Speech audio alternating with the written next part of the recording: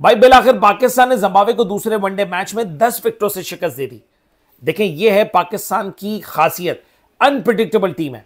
पता नहीं इस कामयाबी के ऊपर खुशी मनानी चाहिए, पहले ही जो ओडीआई मैच में शिकस्त हुई उसके ऊपर गम मनाना चाहिए।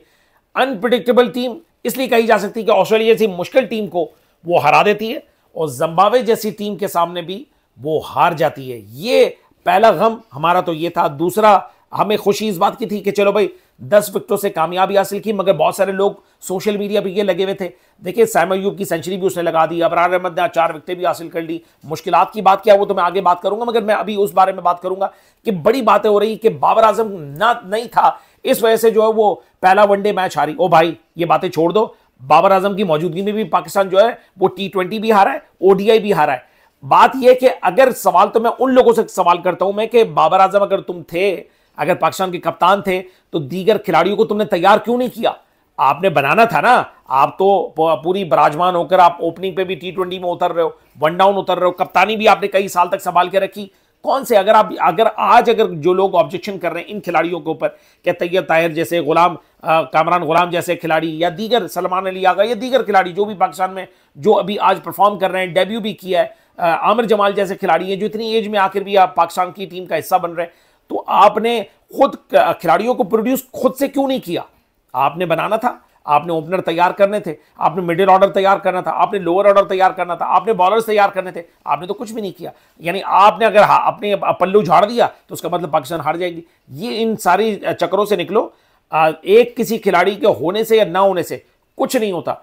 परफॉर्मेंस बेस, आपके पास बैकबोन ऐसी होनी चाहिए, आपका बेंचमार्क ऐसा सेट होना चाहिए कि आपके पास बैट्समैन आपके पास मौजूद हो, मिडिल ऑर्डर मौजूद हो, आपके पास ओपनर्स मौजूद हो, आपके पास बॉलर्स मौजूद हो, वो हर खिलाड़ी अपनी परफॉर्मेंस बेस के ऊपर वो पाकिस्तान टीम का हिस्सा बने। आज जिस तरीके से देखिए, मुश्किलात तो वही हो रही है जो पाकिस्तान को ओपनिंग बॉलिंग के अंदर जो फेस करना पड़ा है, जो पेसर्स हैं उनकी कुटाई हो रही है। क्या वजह है? इसलिए कि लाइन और लेंथ किस जगह करवानी चाहिए। जिम्बाब्वे जैसी टीम भी स्ट्रेटेजी बनाकर आ रही है कि ओपनिंग पे हमें कैसा ठोकना पड़ेगा, मगर पाकिस्तान की आज की जो अटैकिंग अप्रोच थी वो मुझे बड़ी खुशी हुई कि रिजवान ने स्ट्रेटेजी चेंज की, अबरार अहमद को खिलवाया, 4 विकेट उसने लेके उड़ गया जिम्बाब्वे की। देखो, उसको ओपनिंग पे स्टार्टिंग के जो 5 ओवर जो थे, उसका जो पहला स्पेल था वो बड़ा जबरदस्त था। उसने बिल्कुल कंट्रोल लाइन और लेंथ के साथ उसने बॉलिंग करवाई, जिसका फायदा पाकिस्तान टीम को बहुत ज्यादा पहुंचा।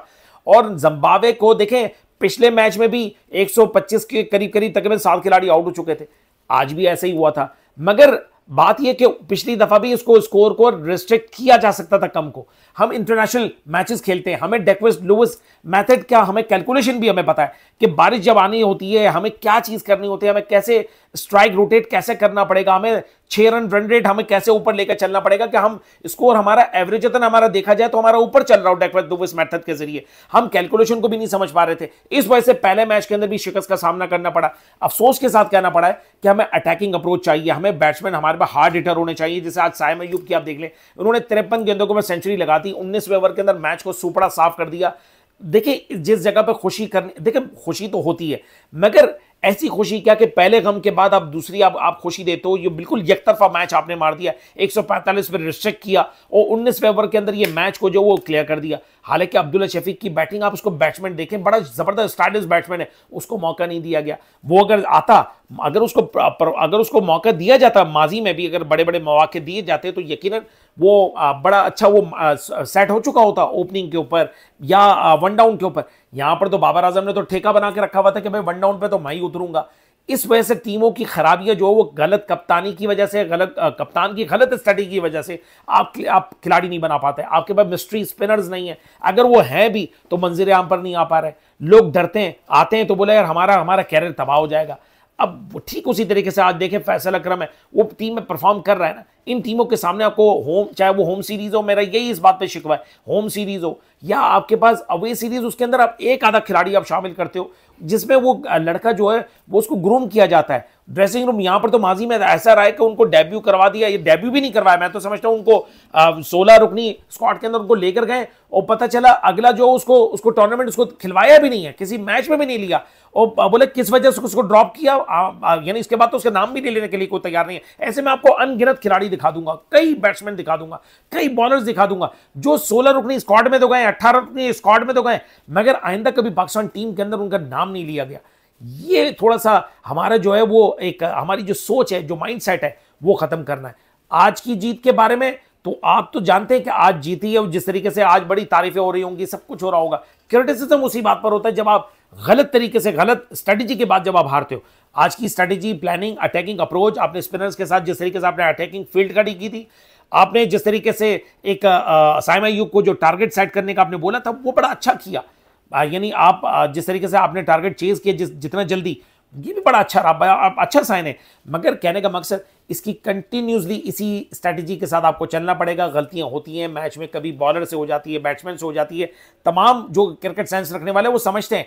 मगर ये चीज मुस्तकिल नहीं होनी चाहिए, अनप्रिडिक्टेबल हो। मगर ये जहन बनाए कि अब मौका नहीं है, अब इसलिए कि चैंपियंस ट्रॉफी बहुत ज्यादा करीब है, साउथ अफ्रीका टूर भी है।